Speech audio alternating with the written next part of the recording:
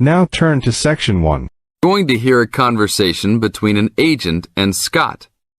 First, you have some time to look at questions 1 to 5.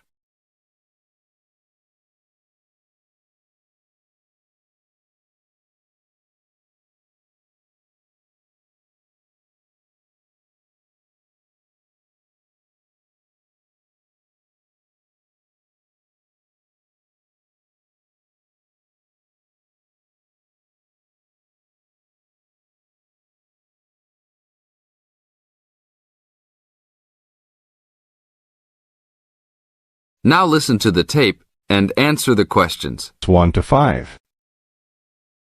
Howdy, what can I do for you? I'm here to ship some things back to China. Okay, we can do that. Shipping things back, eh? Have you lived there before? Yeah, I lived there for 3 years and came back 2 years ago. Now I'm going back to start my own business. Really? Did you ship things with us last time? No, I used a Chinese shipping agency. Well, I'll just let you know that rates have changed recently. So I don't know if they'll be comparable to what you paid before. It doesn't matter to me. My company's paying for it. Aha, then it's nothing off your skin, right? Okay, I'll need your name and where you need to go to pick up the items to be shipped. My name is Scott Linder, Linder, and I live in upstate New York, Saratoga Springs. Oh, sure, I know that place. I go to the races there. Great town. What's the zip there again? 770425. And the street address is 412 West Lake Road. 770425 Westlake, got it. And how big of a container are you going to be looking for? Well, I didn't have a container last time, and I don't think I'll need one this time. I think that I'll have about 6 cubic meters. We can get a subsection of a container then. How big is that? It's 2 meters wide and 3 meters long. 2 meters high, right? Yes, sir. Now look at questions 6 to 10.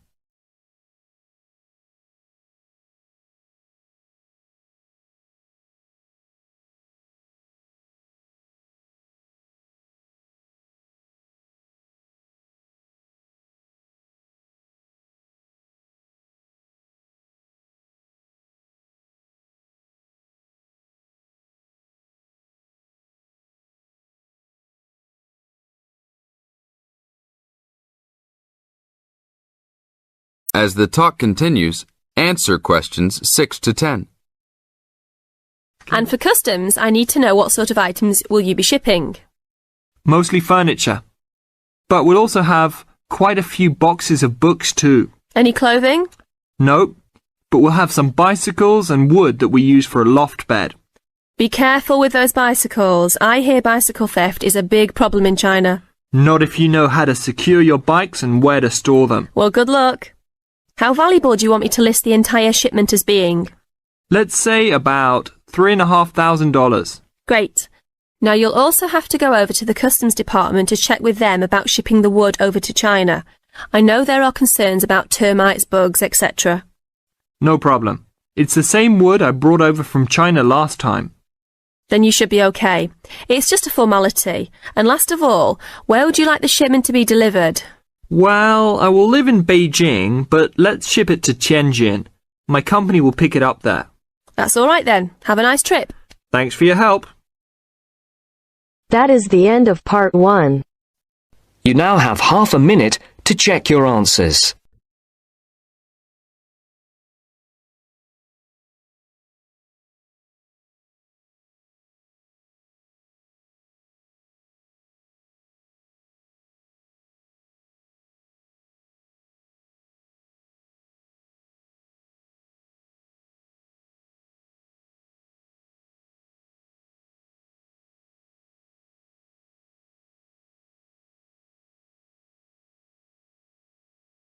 Part 2.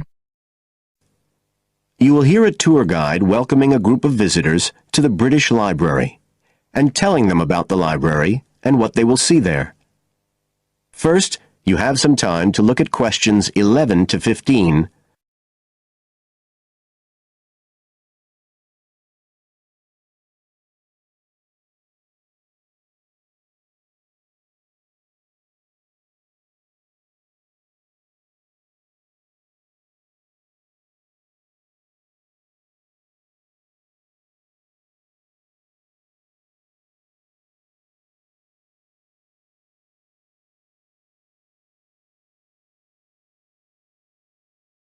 Now listen carefully and answer questions 11 to 15.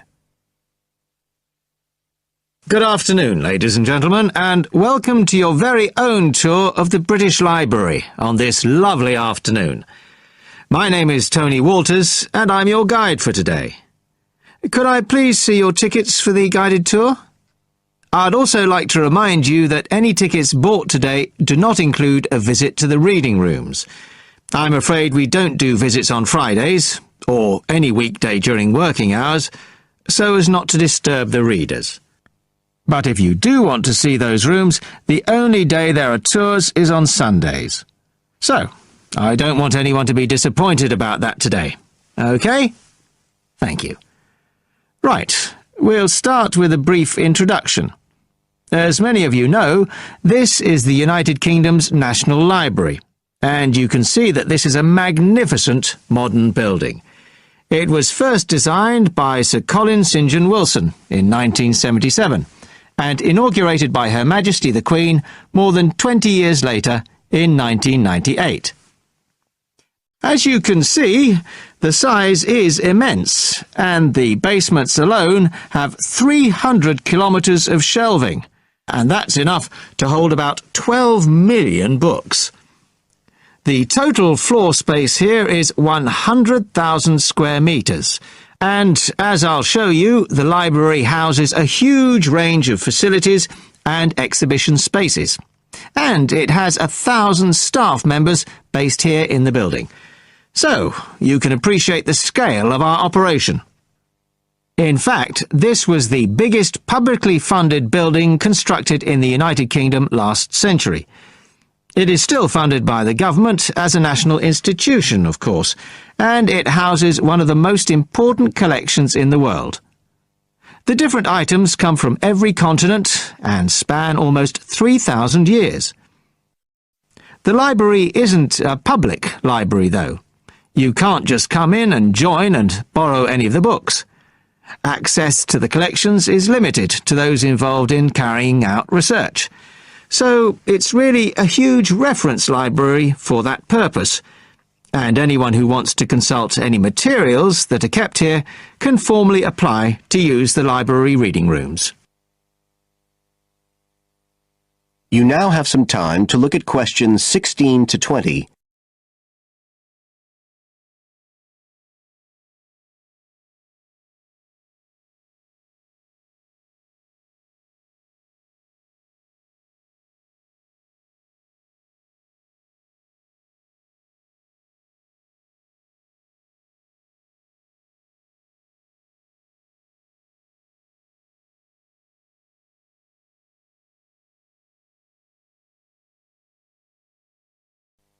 Now listen and answer questions 16 to 20. Right, well, here we are, standing at the meeting point on the lower ground floor, just to the right of the main entrance. I've given you all a plan of the building so that we can orientate ourselves and get an idea of where we'll be going. Now, outside the main entrance, you'll see the wide piazza with the stunning sculpture of Newton. The sculptor was Paolozzi, but it's based on the famous image by William Blake, and it's definitely worth a closer look. On the other side of the piazza from the statue is the conference centre, which is used for all kinds of international conventions. We'll take a quick look inside at the end of our tour. Looking ahead of us now, you'll see that we're standing opposite the staircase down to the basement, where you'll find the cloakroom, and to the left of that, we have the information desk, where you can find out about any current exhibitions, the times of the tours, and anything you need to know, if you don't have a tour guide. As you can see, on this lower ground floor, we also have a bookshop. That's the area over to the left of the main entrance. You'll be free to browse there when we get back to the ground floor. Now, opposite the main entrance on this floor, we have the open stairs leading up to the upper ground floor. And at the top of them, in the middle of the upper ground floor, you can see a kind of glass-sided tower that rises all the way up through the ceiling and up to the first floor. This is called the King's Library, It's really the heart of the building. It was built to house the collection that was presented to the nation in 1823 by the King. You can see it from every floor above ground. When we go up there, you'll find the library's treasures gallery on the left. Can you find it on your plan? That's the exciting one. So we'll be visiting that first, but we'll also take a look at the stamp display situated behind it on the way to the cafe. A lot of people miss that. The cafeteria runs along the back of the floor, and in the right-hand corner you'll find the lifts and toilets. Always good to locate them. The other main area on that floor is the public access catalogue section, and I'll show you how that operates when we get up there. That is the end of part 2. You now have half a minute to check your answers.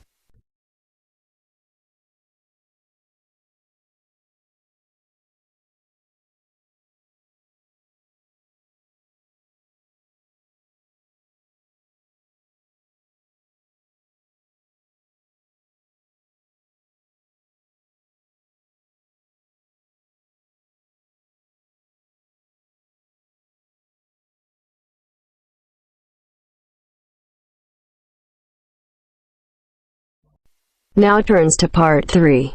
Part 3. You will hear a tutor and 2 students discussing the best ways to study.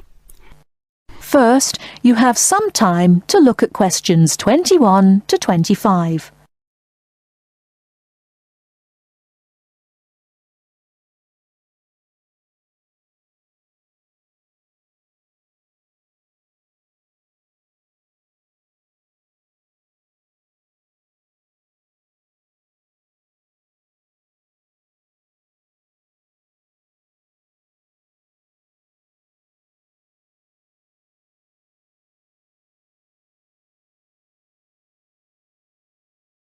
Now listen carefully and answer questions 21 to 25.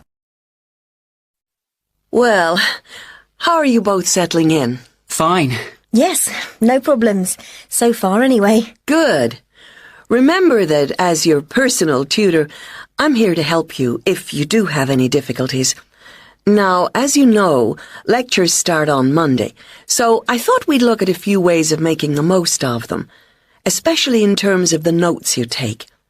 Let's begin by thinking about what you can do before you even go to the lecture. Any ideas? Make sure you're up to date with all the background reading, so you know plenty about the subject already. Yes, that's essential. The lecturer will assume you have that knowledge. Anything else, Carlos? Well, check what the topic's going to be. Of the lecture, that is. I'd go a bit further than that and consider what the content may be. Then you could ask yourself some questions that you want answering and listen out for the relevant information during the lecture. Okay. Now that brings us to the lecture itself and the actual business of writing notes. But there's a lot to deal with there, so we'll come back to that later. What I'd like to do for the moment is continue with the process of note-taking and move on to the next stage. Any suggestions for what that might be? When the lecture is over, you mean? Yes, once you're able to sit down somewhere quiet with your notes. Read them? More than that, you need to make sure they'll still make sense to you weeks, months later. Edit them? Yes, that's what's needed. It's well worth spending a few minutes on it. Any missing words, anything difficult to read, things you didn't have time to jot down, now is the time to do so, while everything's still fresh in your mind. Right. And after that, when's the best time to revise them? When do you think, Carlos? I'd say just before the next lecture, in the same subject. Precisely. That's a vital time to look at them again, for obvious reasons. But it's definitely not the only time. When should you revise them again? A month later, maybe? Sooner, and much more often than that. I'd recommend you look at them again once a week. That's why it's so important they're complete and easy to follow. Before you hear the rest of the talk, you have some time to look at questions 26 to 30.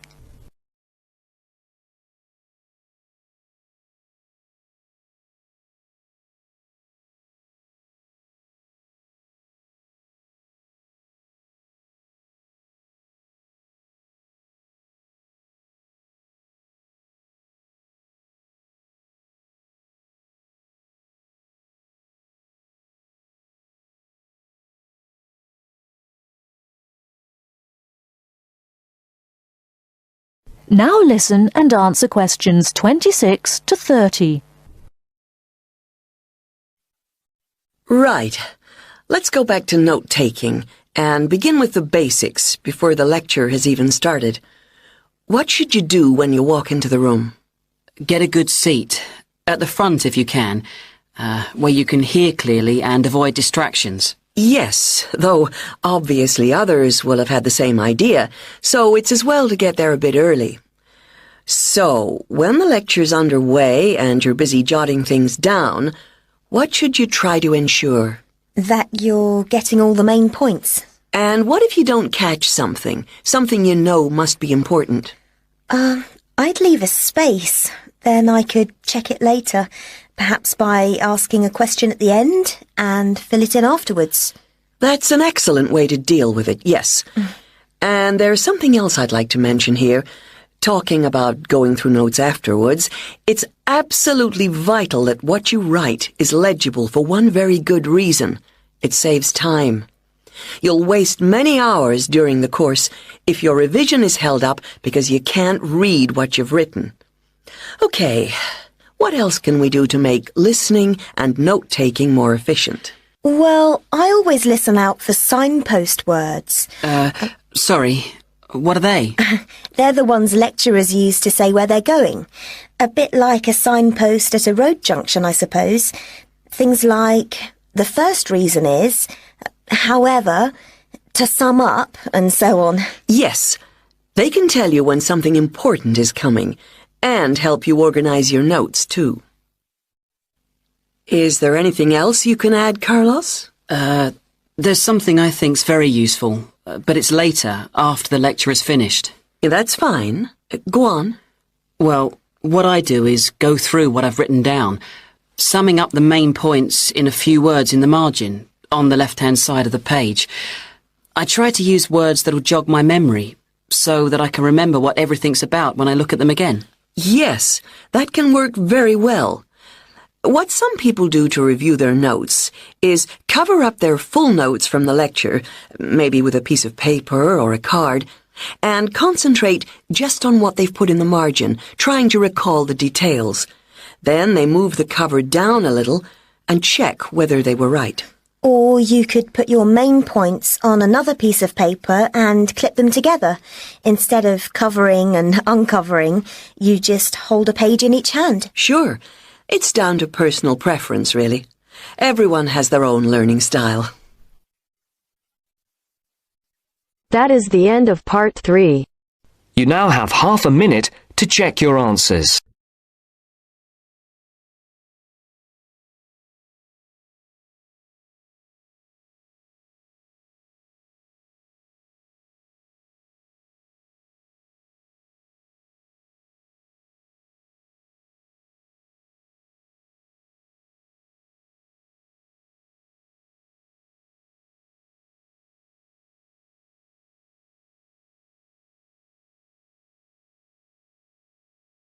Now turns to part 4. Part 4. You will hear a lecture about geotourism. First, you have some time to look at questions 31 to 40.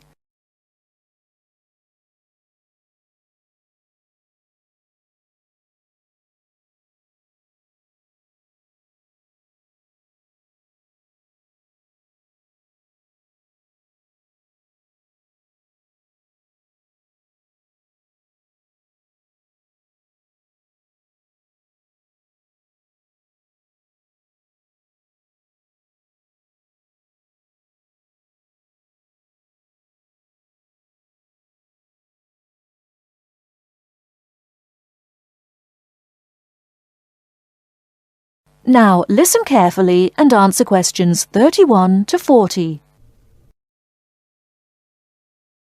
Now, I'd like to move on to talk about something called geotourism. Geotourism is very basically leveraging the benefits of tourism for local communities. I would just like to give you a couple of statistics which are very illustrative of the current situation with regard to young travellers and international tourism. Firstly, tourism has an impact on more people worldwide than any other industry. Indeed, it has an impact on 1 in every 2 people, either directly or indirectly. The second statistic is that in global tourism, there is a 97% economic leakage. This means that if you spend £100 on going on holiday, normally only £3 of that money will actually reach the people who are giving you the services and the accommodation, for example, in the destination. If you put these two figures together, you can understand why some of the regions of the world which have very high levels of tourism still have very high levels of poverty and huge developmental challenges. These countries have this massive industry demanding a huge number of services, but they are not seeing a fair reward for these services. Geotourism is about changing this.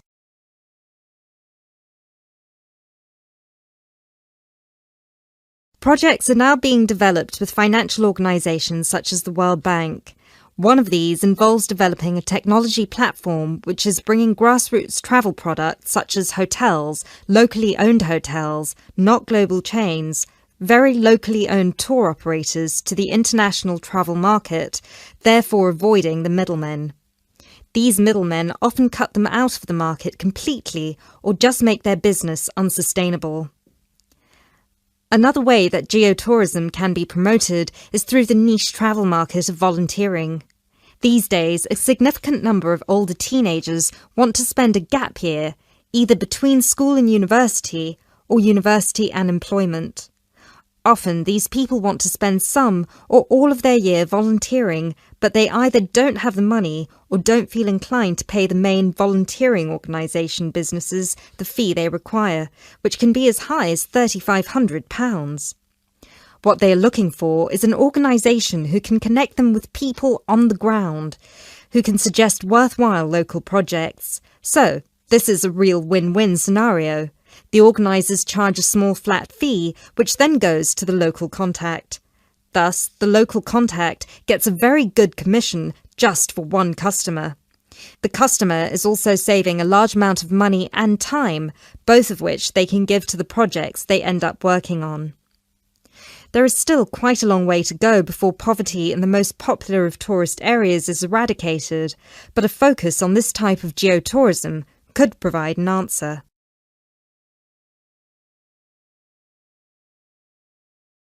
That is the end of part 4. You now have half a minute to check your answers.